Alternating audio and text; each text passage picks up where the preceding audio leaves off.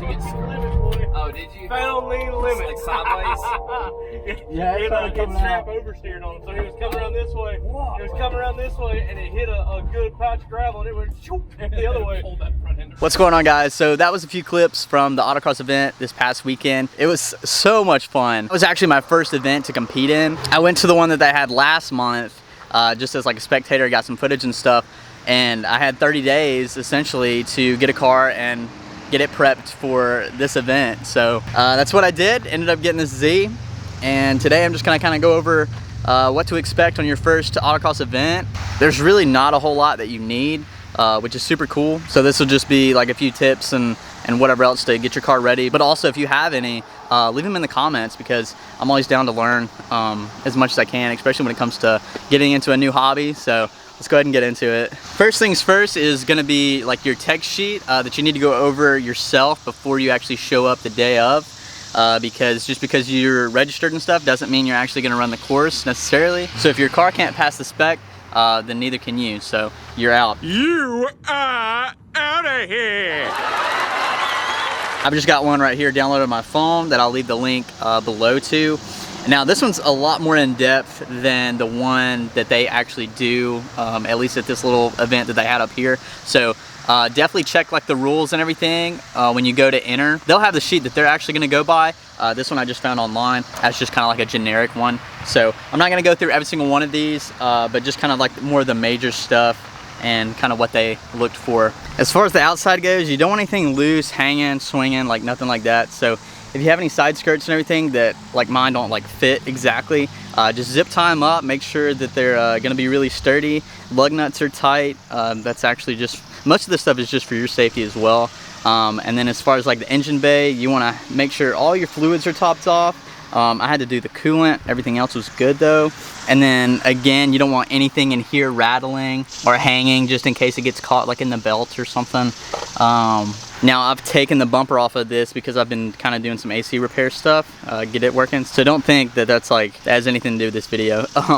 One of the biggest ones was securing the battery. Now mine still got the stock one, but you can't use any bungees or anything like that. So you really need to have almost pretty much like a stock or custom built tray and harness, you know, just for your battery. So they're pretty strict on that. Also, you don't want any leaks coming from anywhere. But as far as underneath goes, I mean, there's not a whole lot to it. Now in the rear, the reason I have the back hatch open, they're gonna inspect all of this stuff. They're gonna make sure nothing is loose, like in the carpet or anything like that. So you can't be running any floor mats, that's just in case, so it doesn't get stuck like behind the pedal or in front or anything like that. So go ahead and shred those out, put them in the rear, underneath the mat, something like that. Because you're just not gonna need them. A little bit more about the inside.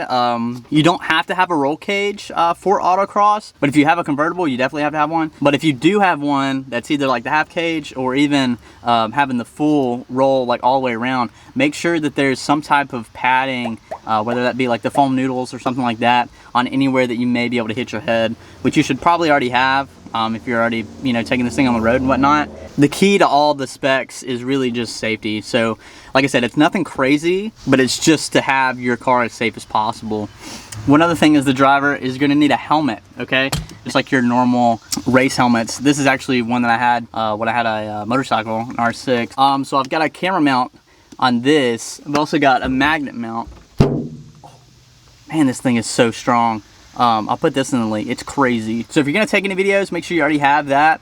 This magnet one is really cool because you can stick it on the outside. I stuck it on some other people's cars also. This one on the mount is kind of low for this because the steering wheel is like right there. So I also just use the magnet to put to view like inside here.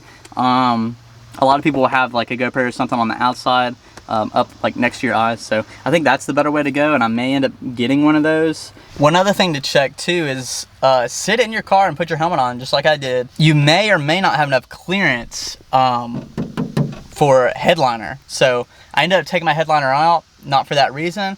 Just thought it was gonna look cool, and it does. Yes!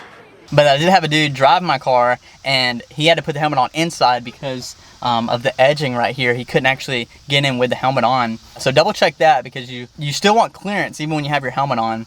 I would say, you know, maybe a good a good 2 inches for safe. Also on the metal roof is actually where I'm keeping my numbers that I had just gotten made. So I made these in Photoshop and had them printed at a local sign shop. So they're just magnets. It's not exactly where I'll probably have it, but just to show you.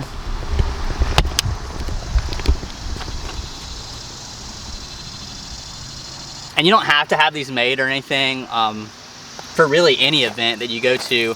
They'll have tape. I had tape on there. Most everybody's running tape. Just had the idea and thought it was cool. So ended up doing it while it was still fresh. It means let's race in Japanese. I think you pronounce it as Kyoso Shao is my best pronunciation of it. I don't know. Just thought it would be cool, so I did it.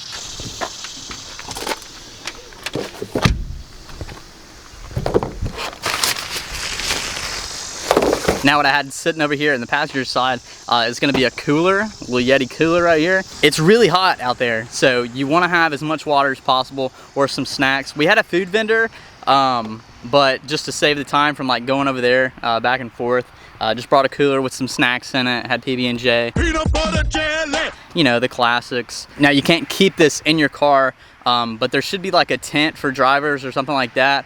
Just ask them to keep your cooler over there. It's totally cool. They actually had waters that they were giving out, so I didn't have to really worry about running out. But I mean, yeah, you're free to leave and like, you know, run to the gas station or get anything you want. So I don't think you're just like stranded. Some sunscreen, because like I said, I mean, you're just on concrete all day, and I got fraud first event. Had this on the second time and made me feel a lot better. Also had a rain jacket in here. It was supposed to rain Saturday, so most of them are just rain or shine events, so you definitely kind of want to prepare for everything, but also not overpack, if that makes sense. Literally, this is all I had on me. Now, one thing I was really worried about is this huge crack in the windshield.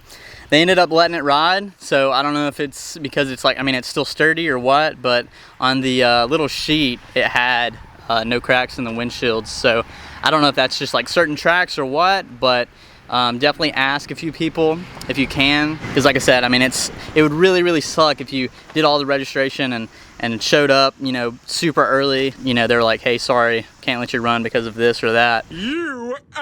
So I guess that's really just kind of what you're avoiding at all costs. You don't have to have racing seats. I know I've got one, and I do know it's preferred to have the, you know, 4 or 5 point, even 6 point harness once you've taken the airbag off from the quick release wheel. I'll be getting that, or I have one of those, waiting to put the roll cage in with a harness bar, and then I'll do the harnesses. But yeah, I mean, you can run stock seats. Your car essentially can be all stock, like no performance mods, like whatsoever. That's what's really cool about Autocross, is like it's pretty much catered to everybody. You know, if you've got a car, you can run it. So the newer the tires though, the better, because Autocross is all about having sticky tires and kind of maneuvering and everything like that. So I would definitely recommend putting some newer tires on if you don't have those already. I mean, just a cheap set too, if you just want to race in them. I know this was a short video, but it was kind of something that I was looking for before my event, and maybe it helps. If I can think of anything else, that I'll just like type it up and leave it at the end of this video. And I may even post like my actual run just on like an Autocross playlist that I make. And two, if you want me to do more of like a vlog for a next event, I think they're going to be running one once a month. So if you want me to do one of those, totally cool with it. There was just a lot going on this last one. I was trying to get footage of everybody else. Plus, you know, I was like stupid nervous and trying to figure out everything that I needed to do. So yeah, if you want to see one of those, I'd be more than happy to make one, just so you can see more of like a real-time thing. But overall, it's super fun. Definitely highly recommend getting into it. I'll do my best to post all the links below, so definitely check those out. That's going to be for the spec sheet for the Autocross event that's right here next to me. If you want to come and hang out, I think it's 40. I think it's I don't know, 40, 50 bucks if you actually want to race, but completely free to just come out and watch. I think it's $5 rider free if you want to like ride with somebody. But I think that may be it. So catch you guys in the next one. Peace.